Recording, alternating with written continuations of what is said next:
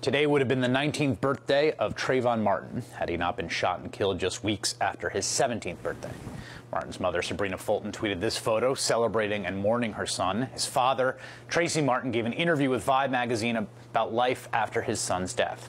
And after the folks at Color Lines created the hashtag 19forTrayvon, people have been tweeting about what they were doing at age 19 and what they wish Trayvon Martin were alive to do as well.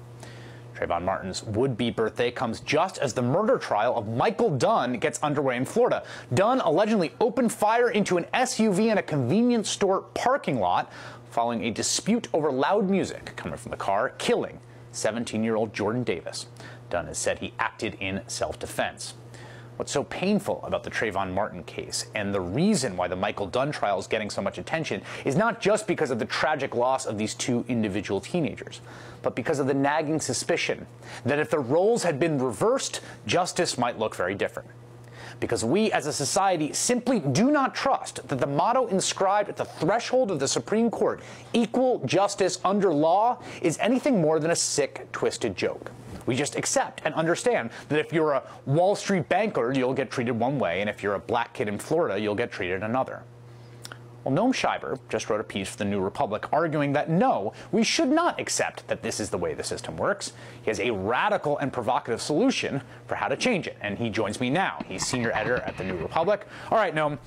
First of all, let's start on this premise that this thing that I think we all intuitively know, like a rich kid gets picked up for something, they hire a fancy defense attorney, they've got a better chance of getting off than someone who happens to have a public defender who's overworked. Like, that's actually the way justice in this country really does work.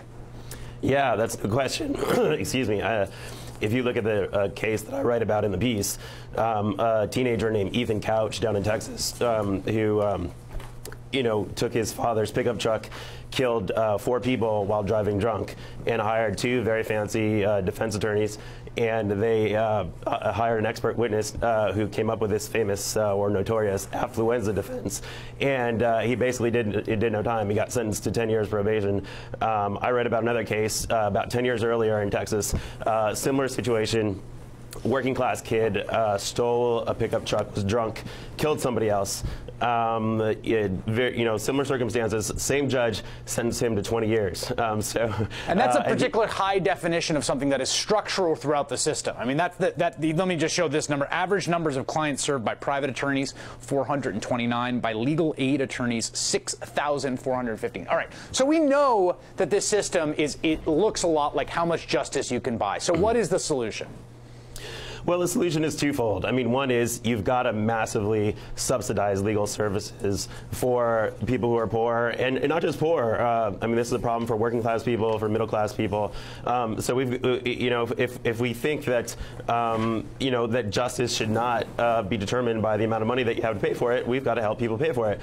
But the flip side of that is we've also got to limit the amount of money that the very wealthy can spend on justice. And the reason for that is very simple.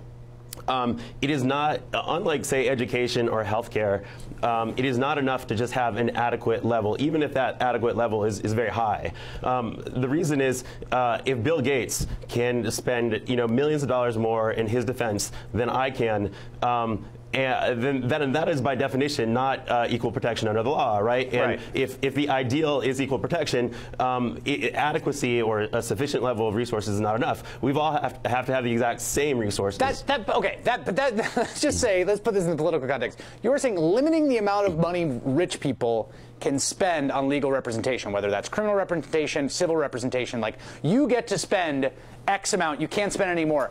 That, to the ears of the median voter, to the ears of your average Beltway think tank denizen, that is a deeply radical idea. That is a very blunt instrument egalitarian idea you're advocating for. Are you crazy? Are you a socialist?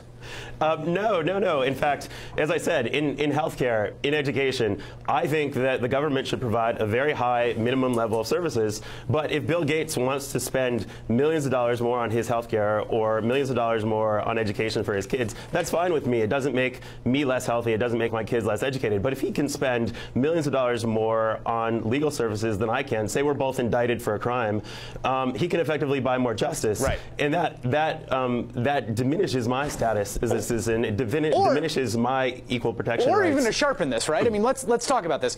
If you sue Bill Gates, right? Or let's say if you're a coal worker who sues a coal company, or let's say the person who drinks some water in West Virginia, who can just a crazy example. Yeah, just a crazy example, who sues the company that managed to leak this chemical into the water supply, right? In that sense of imbalance, right? In those places in which we have imbalance, there's some deep sense in which our commitment to equality under law is just being shredded by the fact that we just tolerate massively unequal amounts of resources to pour into people's legal representation. No question. I mean, this is not hypothetical at all. The rate at which coal miners win claims for black lung, I think there are several thousand claims filed each year. The rate at which they win is under 15%. And these are not people who are inventing black lung, fictitious black lung conditions. You're right. In criminal cases, we decide what the accused should be able to spend to defend themselves against a given charge. Securities fraud, grand theft, manslaughter. No one can spend more, even if she has the money. And those who can't afford the limit would receive a subsidy for the full amount beyond what they would have spent on their own. Civil cases, we decide what the plaintiff should be able to spend to pursue an award of a particular amount, pursue a particular kind of claim, what the defendant should be able to spend in response. The same subsidies would apply. You know, the best thing about this piece is, even I think if you don't agree with the solution, making it be not just part of the landscape, that we just accept the fact that we have a deeply unequal justice system and deeply unequal access to justice. Really important contribution. Noam Schreiber from the New Republic. Thanks for writing it. Thanks for coming on. Thanks for having me. How the arrests of 4 people in New York City of part of the investigation into Philip Seymour Hoffman's death is a perfect microcosm of American drug policy. Next.